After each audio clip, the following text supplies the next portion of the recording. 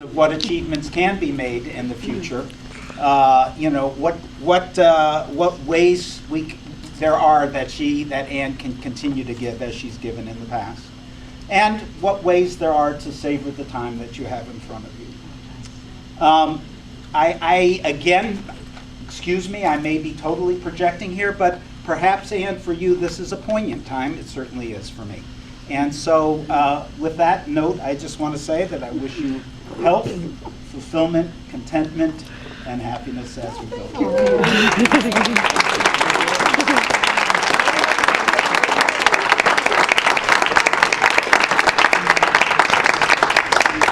And so there are several people who have asked to say a few things. I don't know if we have a particular order. No one's taping. I know that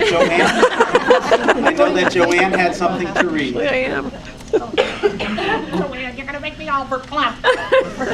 So, Anne and I have worked together for 27 years, and among other strong women at this institution who actually were my strong base when I arrived, among them Linda Kavanaugh, but I'll wait for her retirement, was Anne Wiley. And we have team taught together, we've worked on gender and women's studies, and one of the things she said she appreciated about working with me was that I would give a little emphasis on the creative, the artistic, and she admired that quality as I admired her order, her sensibility, etc. So, hence this poem. Oh. Queen Anne's Lace. Oh. My favorite flower, and it's a wild one. Be quiet. Is that what the poem's called? Yeah, Joanne. I will start over. Queen Anne's Lace, Daucus Carota, for Anne, May 1st, 2013. Queen Anne's lace begins to bloom in the lusty month of May, standing tall above the meadow pinks and chicory's deep blue. Its regal stance, supported by thick stem, red color at its root. Carota, Celtic word for passion, courage, and strong head. That's pretty good, Joanne. Be quiet. Do not interrupt a poem.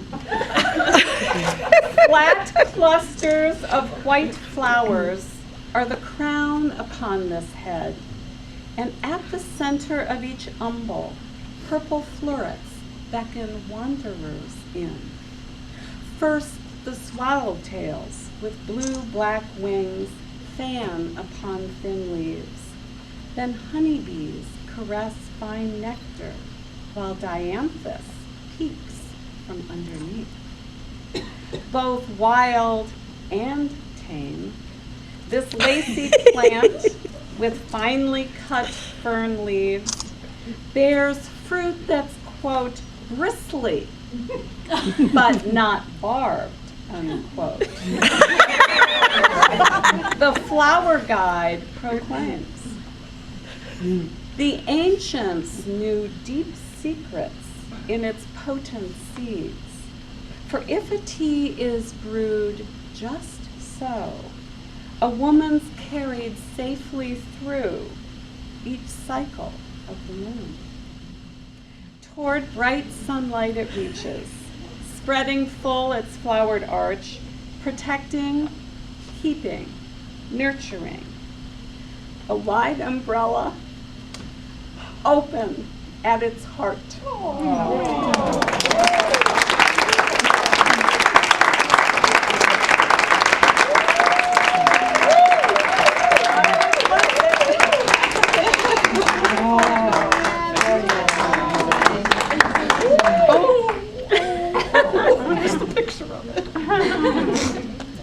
So I know Revan wanted to say a couple of words. Okay. I'm not as prepared as Peter to speak impromptu, so I'm going to do some of this So, Anne, I probably know you the least long of everyone in the room. We met in December 2009 when you interviewed me for an adjunct position, and you said in your character, with your characteristic directness, we've had some difficulty retaining people to teach this class. It gave me that subversive smile. And I knew then that we would have some very interesting conversations. I had no idea how important that you would become to me. I think I've learned from you that you need that kind of honesty and directness and subversiveness to survive 36 years of teaching with your heart and your mind open and burning. But I also wanted to say a little bit about today, which is May Day, which is perfect that you, I'm sure you chose May Day. Certainly did. I certainly did.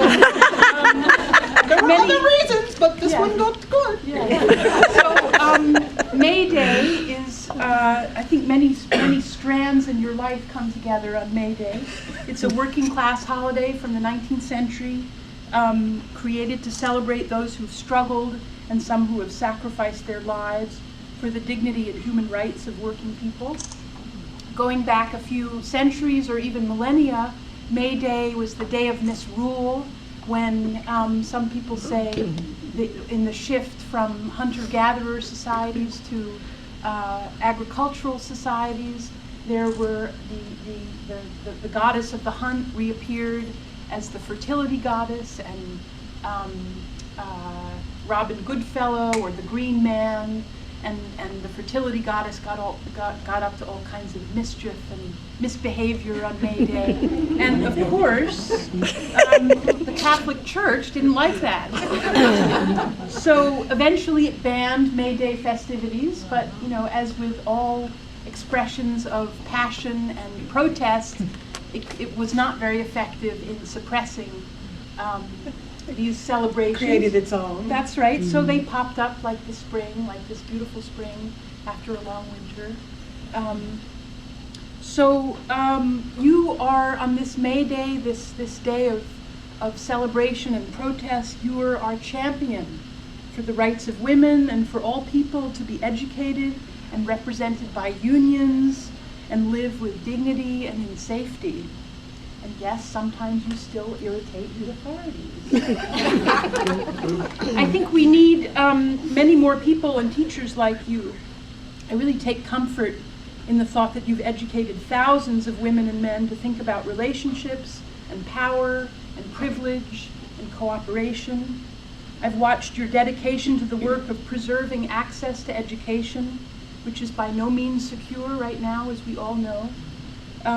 With all the implications of wasted human potential and creativity, which we so desperately need to address the issues facing us now. I forget too easily, and you remind me that we have to work to keep real hope as opposed to delusion alive. I fall too easily into despair, and then I look at how much you are doing every day for people you will never even meet, and I feel hope again. We can't do what you do and how you do it, but you support us doing what we can do.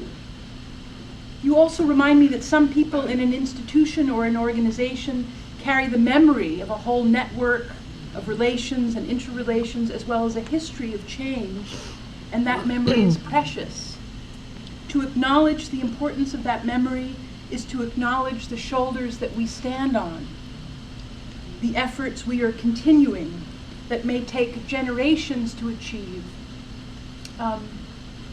Joanne, you were just talking about knowing each other for 27 years and all the work that you've done, and some of us will continue, I hope, will continue your work. Whether it's gender equality or environmental justice or creating alternatives to incarceration. To honor institutional memory is to keep the humanness of an organization alive, to prevent it from being a bureaucracy. The sociologists among us know all about bureaucracies and how they grow in order to preserve themselves, not to serve the people that they're. And one of the best books I ever read was The Feminist Case Against Bureaucracy. Very good. Be quiet, Ed. interrupt. So, in the course of living in this area and talking about GCC, I've met people who tell me that you've changed their lives. My dental hygienist, for example, who she loves her work, and she's the best I've ever had. She couldn't figure out which way to go, and you helped her find the direction. Her job, by the way, is in jeopardy because of cuts in medical care. But many people who've taken your class in women's studies, particularly men, see themselves in a totally different light. And what a gift that is to know that, for me, to know that there are people out there who've changed how they look at their lives because of you. I think you encourage people to dream, but you also know about the on-the-ground work of identifying strategies and taking steps toward a particular goal. That's right, you're large. However idealistic, this is critical, since there are always obstacles to and distractions